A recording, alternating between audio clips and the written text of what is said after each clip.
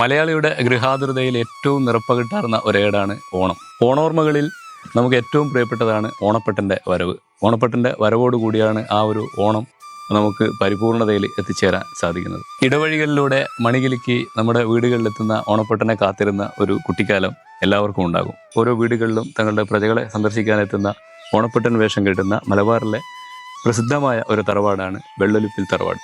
വെള്ളലുപ്പിൽ തറവാട്ടിലെ ഇളമുറക്കാരനായ ലാലു പണിക്കരാണ് ഇന്ന് നമ്മളോടൊപ്പം ഉള്ളത്. ലാലു, നമസ്കാരം. നമസ്കാരം. അപ്പോൾ ലാലു, വെള്ളലുപ്പിൽ തറവാട്ടിൽ നിന്ന് ഓണപ്പട്ടൻ വേഷം കെട്ടിയിട്ടുള്ള കലാകാരന്മാർ, തെയ്യ കലാകാരന്മാരാണ് സാധാരണ ഇത് പോകുന്നല്ലേ പരമ്പരാഗതമായിട്ട്. അപ്പോൾ ഈ ആളുകൾ നേരെ പോകുന്ന പന്തീരടി മനയിലേക്കാണ് അല്ലേ? അതിനുശേഷമുള്ള കാര്യങ്ങളൊന്ന് പറയാം. അവിടെ അത്തം മുതൽ ഇതിന്റെ ഒരുക്കം തുടങ്ങും. അത്തം മുതൽ വ്രതമെടുത്ത് 10 ദിവസം വ്രതമായിരിക്കും. ഓക്കെ. ഉത്രാടത്തിന് രാത്രി, അതായത് ഉത്രാടത്തിന്റെ തലേന്ന് അരിഭക്ഷണം ഉണ്ടാവില്ല. ഉത്രാടം തിരുവോണം കഴിഞ്ഞ് 3-ാം ഓണത്തിന് അയാൾ ഓണം ആഘോഷിക്കുക. എല്ലാം ചിട്ടയായിട്ടാണ് ചിട്ടയായി അത്തം മുതൽ ഓണത്തിന്റെ തയ്യാറെടുപ്പ് തുടങ്ങും. ഈ വാഴപ്പോള ചീന്തിയെടുത്ത് ഓണപ്പെട്ടന്റെ താടിയും ഈ ചാമരവും തയ്യാറാക്കും. ഇതിന്റെ അണിയറ ഉറവപ്പ കൈത കൊണ്ട് ഈ മുടിയുടെ ഓണപ്പെട്ടന്റെ മുടിയുടെ കിരീടം കുടുംബി അതിന് ഉറവപ്പ നാരി ചീന്തിയെടുത്താണ് മുടി ഉണ്ടാക്കുക.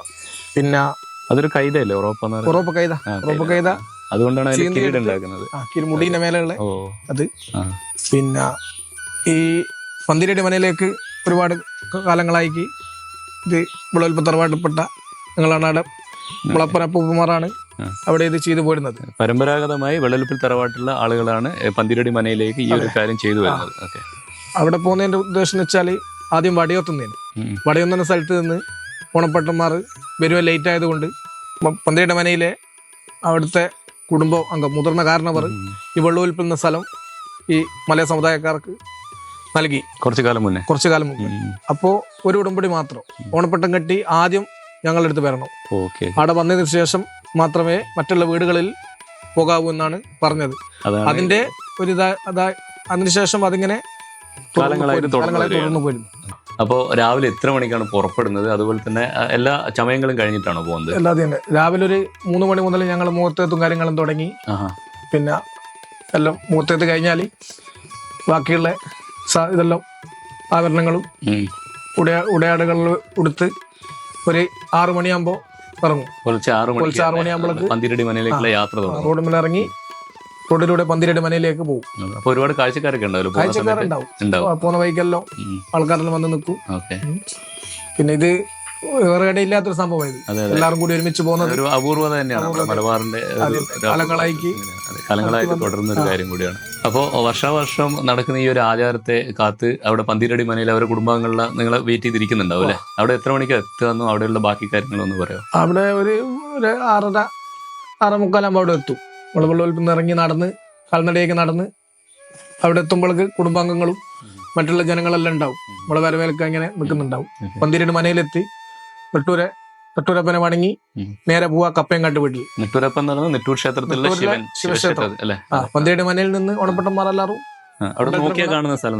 തൊട്ടാങ്കൂടി തന്നെ നെട്ടൂരപ്പനെ വണങ്ങി മേലെ തൊട്ടുള്ള കപ്പയങ്കാട്ട് പൊതിയും മാഷ്, ഈ പന്തിരടി കുടുംബത്തിലെ അങ്കായ കപ്പയങ്കാട്ട് പൊതിയും മാഷ വീട്ടിൽ പോയി അവിടെ ചെല്ലുമ്പോൾ നിലവിളക്കും നിറനായും എല്ലാം ഉണ്ടാവും.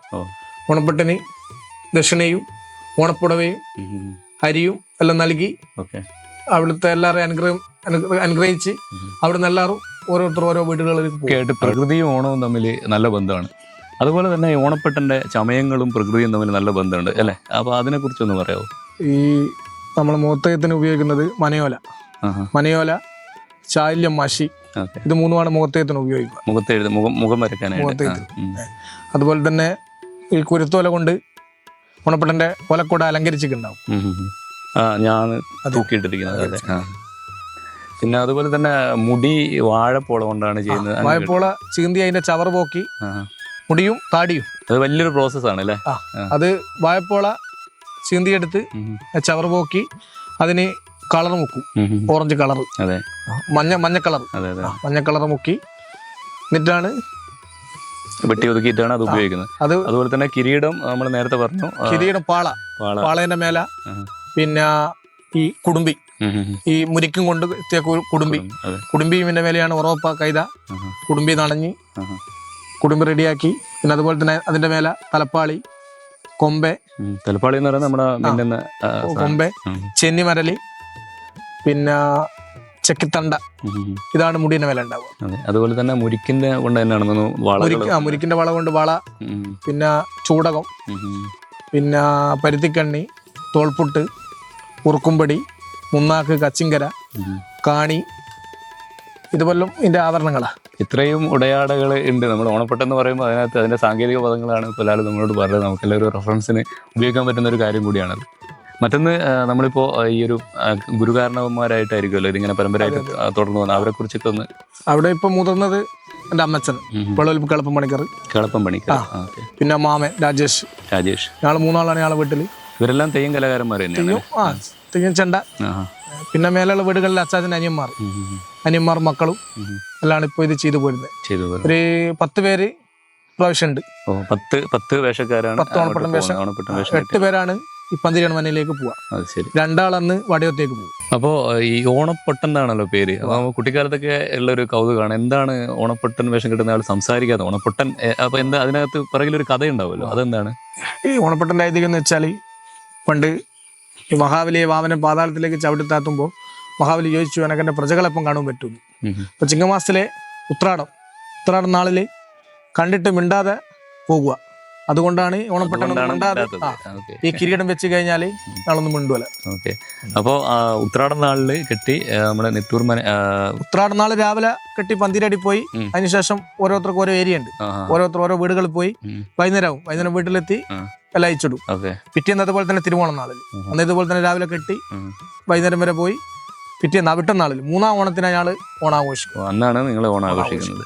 ഇറങ്ങുന്ന ഓണപ്പൊട്ടന്മാര് പോകുന്ന വീടുകളുണ്ടല്ലോ, അത് എല്ലാ വർഷവും ഒരേ ഏരിയ ആയിരിക്കുമല്ലോ. അപ്പൊ അത് ഏതൊക്കെ വീടുകളിലാണ് പോകുന്നത്? അതിന്റെ ചിട്ടവട്ടങ്ങൾ, അതിന് മുന്നേ എന്തെങ്കിലും ചടങ്ങുകളുണ്ടോ? നെട്ടൂരില് ഓരോരുത്തർക്കും ഓരോ ഏരിയ ഉണ്ട്. ഓരോ ഓണപ്പൊട്ടന്മാർക്ക് ഈ ഓണത്തിന് മുമ്പേ ഈ മിഥുന സംക്രമത്തിന് വേടമ്പാട്ട്. അതിനുശേഷം ഈ കർക്കടം 14-ന് യാടി 14-ന് കാലംപാട്ട്, കർക്കടം 31-ന് ശിവോതിപ്പാട്ട്. ഇത് 3 പോയ വീടുകളിലാണ് ഓണപ്പട്ടൻ പോവാ. അപ്പൊ നമ്മുടെ കാലാവസ്ഥയും നമ്മുടെ മാസമൊക്കെ ആയിട്ട് ബന്ധപ്പെട്ട ഒരു ക്രമമുണ്ട് ഇതിനല്ലേ. അപ്പൊ ലാലു, പന്തിരടി മനയിലേക്ക് പുറപ്പെടുന്നതിന് മുന്നേ ഞങ്ങൾ വെള്ളൊലിപ്പിൽ തറവാട്ടിൽ അന്നെത്തും. രാവിലെ തന്നെ നേരത്തെ വരണം. ലേറ്റായി വന്നാൽ എനിക്ക് മിണ്ടാൻ പറ്റില്ല. മുടി വെച്ച് കഴിഞ്ഞാൽ പിന്നെ മിണ്ടാൻ പറ്റില്ല. ശരി. തീർച്ചയായിട്ടും നേരത്തെ വരും.